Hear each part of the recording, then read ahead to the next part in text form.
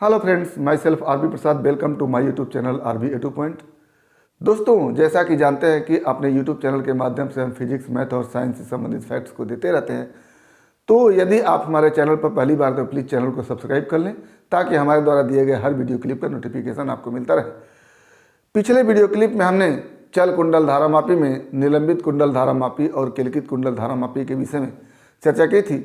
आज हम चल कुंडल धारामापी को अमीटर के रूप में कैसे परिवर्तित करते हैं उसके विषय में चर्चा करेंगे। यानी आज का हमारा टॉपिक होगा धारामापी का अमीटर के रूप में रूपांतरण। तो धारामापी का अमीटर के रूप में रूपांतरण कैसे होगा, यही आज हमारा टॉपिक है। तो पहले तो हम ये जानना चाहेंगे कि धारामापी से धारा का मापन होता है, धारा की जांच होती है, फिर भी हम धारामापी को अमीटर के रूप में क्यों बदलेंगे और अमीटर होता क्या है, ये हमको समझना है। तो पहले तो हम जानेंगे कि अमीटर होता क्या है। तो अमीटर एक ऐसा उपकरण है जो विद्युत परिपथ में धारा की माप को डायरेक्ट एम्पियर में मापता है। और अगर कोई धारामापी ऐसा हो जो परिपथ में धारा को मिली एम्पियर में मापता हो तो उसको हम क्या कह देते हैं, मिली अमीटर कहते हैं। यानी अमीटर हो चाहे मिली अमीटर हो, दोनों का काम यही होता है कि वो परिपथ में धारा को मापते हैं। और धारामापी का भी यही काम होता है। लेकिन धारामापी के मापन में कुछ त्रुटियां हो गई, उसी त्रुटियां को दूर करते हुए हम धारामापी को एक शुद्ध धारामापी के रूप में परिवर्तित करेंगे, जिसको हम क्या नाम देंगे, अमीटर नाम देंगे। तो आइए देखते हैं धारामापी के द्वारा परिपथ में विद्युत धारा के मापन में कौन सी त्रुटियां होती हैं। तो मान लीजिए कि यहाँ पर एक परिपथ है जिसमें एक विद्युत सेल ई लगा हुआ है और एक रेजिस्टेंस आर है। इस परिपथ में धारा को मापने के लिए एक धारामापी हमने लगाया है जिसको जी से संकेतित किया है। यानी धारामापी को हम इस तरह से दिखाते हैं, इस तरह से। ये इसका एक संयोजक पेच हो गया, ये दूसरा संयोजक पेच हो गया। तो इसी धारामापी को हम इस परिपथ में श्रेणीक्रम में लगा दिए हैं। अब ये धारामापी इस परिपथ के धारा को मापने का काम करेगा। तो पहले हम ओम के नियम के अनुसार इस परिपथ में धारा के मान को देखेंगे। तो क्या होता है, ओम के नियम अनुसार परिपथ में धारा अगर आई हो तो आई बराबर हम क्या लिखेंगे, ई बाई आर लिखेंगे। क्यों? क्योंकि परिपथ में लगा हुआ सेल का विद्युत भागबल ई है और परिपथ में रेजिस्टेंस आर है। और पहले हम इस धारामापी को नहीं लगाए हैं, तो क्या होगा, आई का मान ई अपॉन आर हो जाएगा। अब हम इसी धारा को मापने के लिए इस धारामापी को लगा दिए हैं। तो आप जानते हैं कि इस धारामापी में एक कुंडली होती है जिसका अपना एक निश्चित रूप से प्रतिरोध होगा और उस प्रतिरोध को हम जी के रूप में लिख रहे हैं। तो अब जब इस धारामापी को इस परिपथ में श्रेणीक्रम में जोड़े हैं तो परिपथ में इस प्रतिरोध आर के साथ धारामापी के कुंडली का प्रतिरोध भी जुड़ेगा। तो अब परिपथ में संपूर्ण प्रतिरोध क्या हो जाएगा, यानी क्या लिखेंगे कि धारामापी के जोड़ने पर परिपथ का संपूर्ण प्रतिरोध क्या हो जाएगा, कैपिटल आर, ये पहले का हमारा प्रतिरोध, और कुंडली का प्रतिरोध हम जी से लिख रहे हैं। तो capital R plus capital G, ये संपूर्ण प्रतिरोध हो गया। अब परिपथ में धारा क्या हो जाएगी, इस स्थिति में परिपथ में धारा क्या हो जाएगी, E upon R plus G. E upon R plus G, विद्युत वाहक बल ई और परिपथ का संपूर्ण प्रतिरोध आर प्लस जी। अब देखिएगा ये मान हम मान लेते हैं आई डैश है। परिपथ में धारा बह रही थी आई, लेकिन जब हम इसको मापने के लिए धारामापी को लगाए तो अब धारा का मान क्या हो गया, आई डैश हो गया। तो निश्चित रूप से आई डैश आई से डिफर होगा। तो कहने का आशय यह है कि अब परिपथ में धारामापी को लगा देने पर धारा जो माप रहा है वो आई डैश माप रहा है और हमको धारा मापना था आई। तो ये एक अशुद्धि हो गई धारामापी से धारा के मापन में। इसको संशोधित करने के लिए हमने धारामापी को अमीटर के रूप में परिवर्तित करने की सोचा। अब हमको चाहिए जो धारा आई बह रही थी परिपथ में, वही धारा ये धारामापी मापी, यानी आई और आई डैश दोनों सेम रहे। तो पहले तो हम देखते हैं डिफरेंस क्या आ रहा है। तो क्या हो गया, धारामापी द्वारा मापी गई धारा आई डैश तथा वास्तविक धारा आई में अंतर क्या हो जाएगा, आई ज़्यादा है और आई डैश कम है, यही अंतर होगा। अब ये हो जाएगा E upon R minus E upon R plus G, ये अंतर हो गया। अगर ये अंतर नहीं होता तो धारामापी सही सही मापता, और ये अंतर है इसलिए धारामापी के द्वारा मापी गई धारा अशुद्ध मानी जाएगी। तो ऐसी स्थिति में इस अंतर को हमको जीरो करने के लिए क्या करना पड़ेगा, उसी को हमको देखना है। यानी आई माइनस आई डैश को जीरो करें तो हमको क्या रिजल्ट प्राप्त होता है उसी को देखना है। तो क्या लिखेंगे कि धारामापी द्वारा शुद्ध मापन हेतु I minus I dash is equal to zero होना चाहिए, और ये अगर जीरो होगा तो क्या हो जाएगा, E by R minus E by R plus G is equal to zero, imply that R is equal to R plus G, या कह लें G is equal to zero.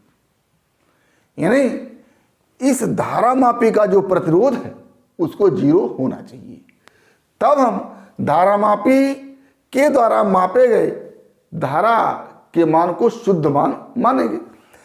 तो जी का मान जीरो होने का आशय है कि धारामापी में जो कुंडली लगी है उसका प्रतिरोध जीरो होना चाहिए, जो कि असंभव है। अगर धारामापी में कोई कुंडली है तो उसका प्रतिरोध निश्चित रूप से होगा, यानी जी का मान जीरो नहीं हो सकता, जो कि असंभव है। यानी अब हम इस निष्कर्ष पर पहुंचे हैं कि आदर्श धारामापी को बनाया नहीं जा सकता है। क्यों? क्योंकि जी का मान कभी भी जीरो नहीं हो सकता है। तो हम प्रयास करते हैं कि जी का मान न्यूनतम हो जाए। जी का मान क्या हो जाए, न्यूनतम हो जाए। और जी के मान को न्यूनतम करने के लिए हम क्या करते हैं कि इस धारामापी के साथ समांतर क्रम में एक अत्यंत सूक्ष्म प्रतिरोध को जोड़ते हैं, या कह सकते हैं कि धारामापी की कुंडली के साथ समांतर क्रम में एक अत्यंत सूक्ष्म प्रतिरोध जोड़ते हैं। अब जब अत्यंत सूक्ष्म प्रतिरोध जोड़ेंगे तो धारामापी की कुंडली का प्रतिरोध जी और इस बाहर से जोड़े गए प्रतिरोध का संयुक्त प्रतिरोध जो होगा वो इस बाहर से जोड़े गए प्रतिरोध से भी कम होगा। आप समांतर क्रम संयोजन में पढ़े हैं कि यदि किसी रेजिस्टेंस के साथ कोई प्रतिरोध समांतर क्रम में जोड़ दिया जाता है जिसका मान अत्यंत कम होता है, तो जो कंबाइंड प्रतिरोध होता है, जो समतुल्य प्रतिरोध होता है, वो जो प्रतिरोध जोड़े हैं उससे भी कम हो जाता है। यानी अगर इस प्रतिरोध का नाम हम यश रखें और इसका मान अत्यंत कम हो तो धारामापी और इस यश का जो समतुल्य प्रतिरोध होगा वो यश से भी कम होगा।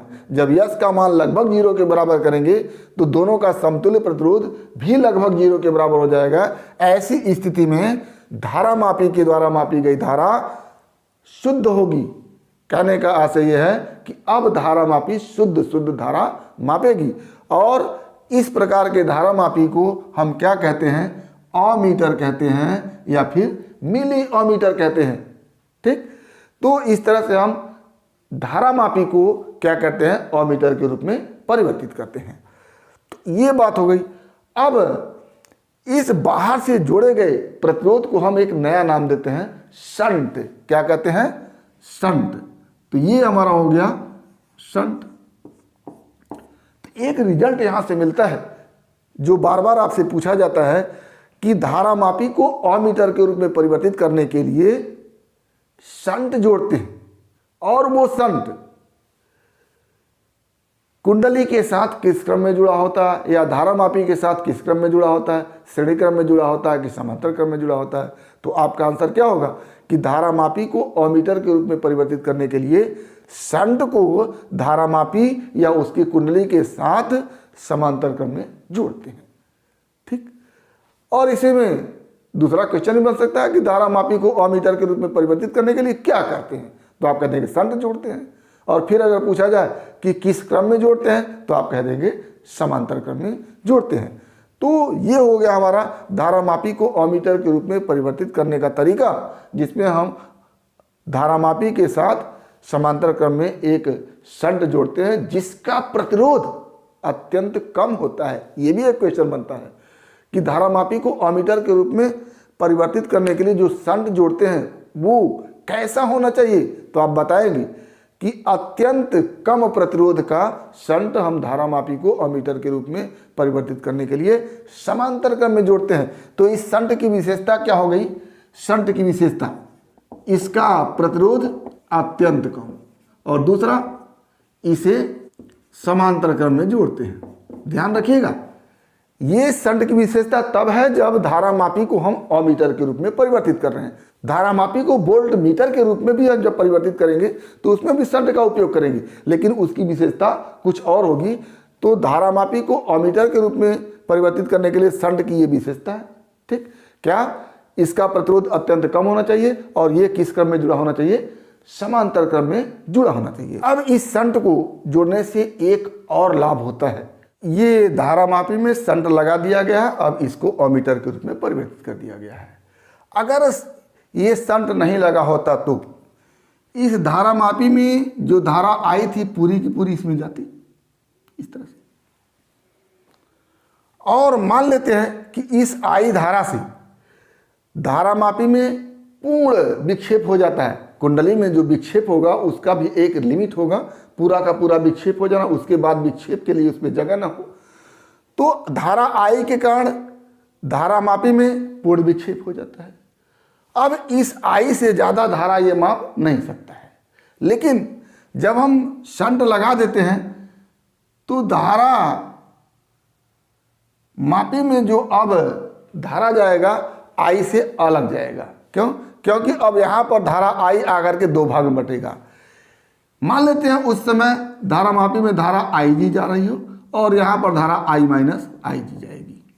ठीक, शंट में धारा आई माइनस आई जी जाएगी और धारामापी में धारा आई जी जाएगी।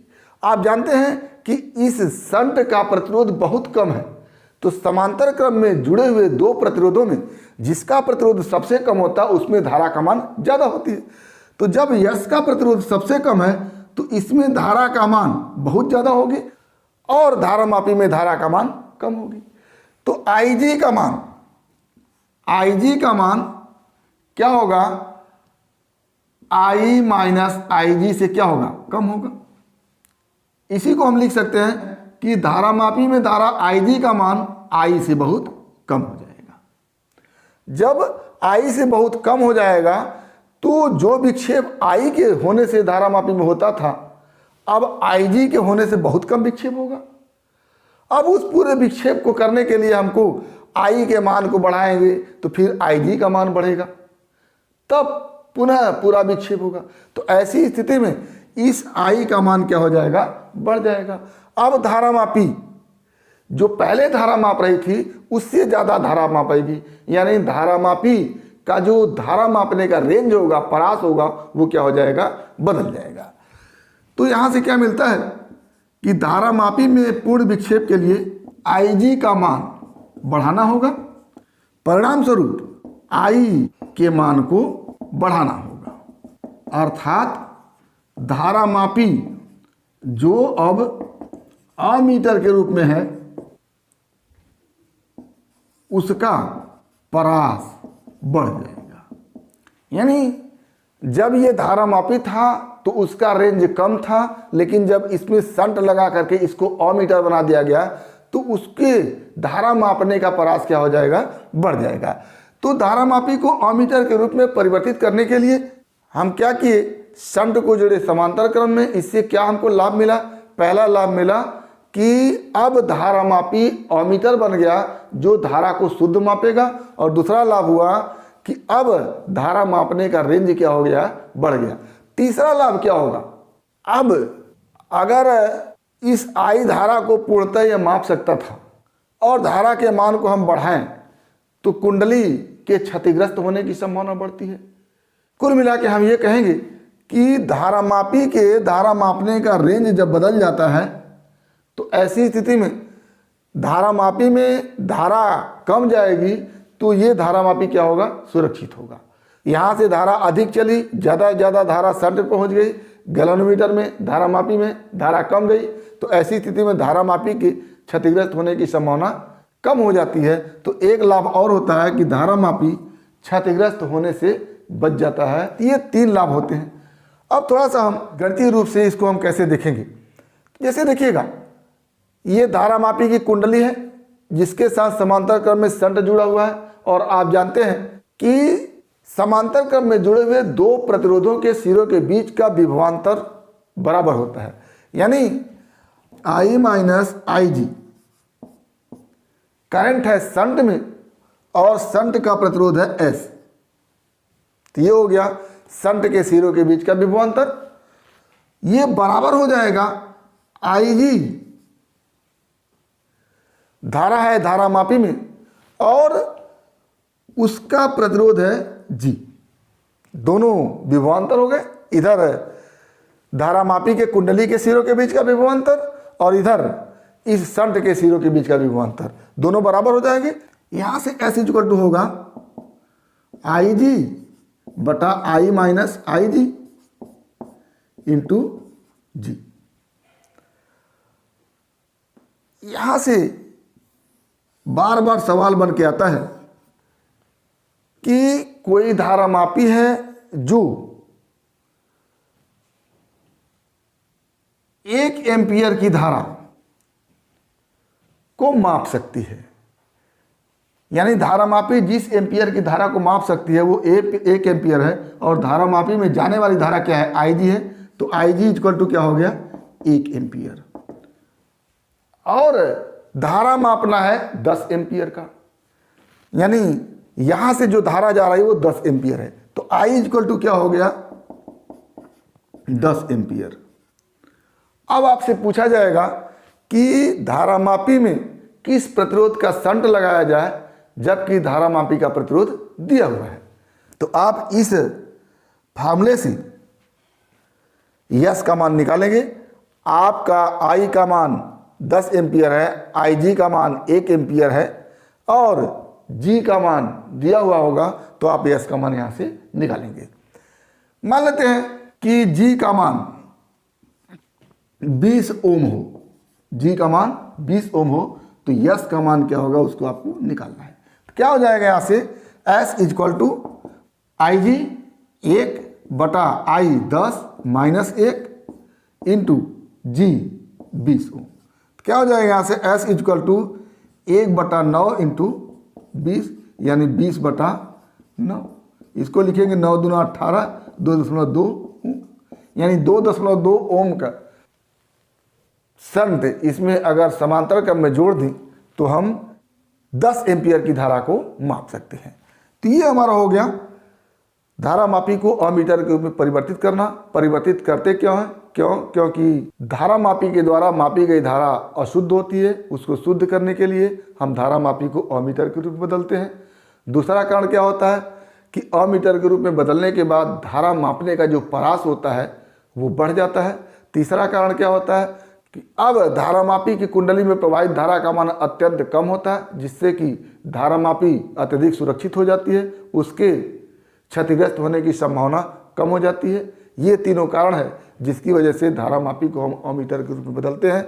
बदलने के लिए क्या करते हैं, एक अत्यंत सूक्ष्म प्रतिरोध का शंट धारामापी के कुंडली के साथ समांतर क्रम में जोड़ देते हैं। तो इससे क्वेश्चन बनते हैं कि धारामापी को अमीटर के रूप में कैसे बदलते हैं, तो आप कहेंगे शंट लगा करके बदलते हैं। पूछा जाए कि शंट किस क्रम में जोड़ते हैं, तो आप बताएंगे समांतर क्रम में जोड़ते हैं। और पूछा जाएगा कि शंट का प्रतिरोध कैसा होता है, तो आप कहेंगे शंट का प्रतिरोध अत्यंत कम होता है। तो ये हो गया हमारा धारामापी को अमीटर के रूप में कैसे रूपांतरित करते हैं। तो उम्मीद करते हैं कि टॉपिक आपको समझ में आया होगा। अगर इसमें किसी प्रकार की समस्या है तो आप हमारे YouTube चैनल के कमेंट बॉक्स में कमेंट करके अपनी समस्या का समाधान करेंगे। और यदि वीडियो क्लिप पसंद आए तो प्लीज़ लाइक करेंगे, शेयर करेंगे, साथ ही हमारे YouTube चैनल को सब्सक्राइब अवश्य करेंगे ताकि हमारे द्वारा दिए गए हर वीडियो क्लिप का नोटिफिकेशन आपको मिलता रहे। तो आज बस इतना ही। अगला टॉपिक हमारा होगा धारामापी को वोल्ट मीटर के रूप में परिवर्तित करना। तो अगला टॉपिक अगले वीडियो क्लिप में। एक बार फिर आपके भविष्य के लिए बेस्ट ऑफ लक। धन्यवाद।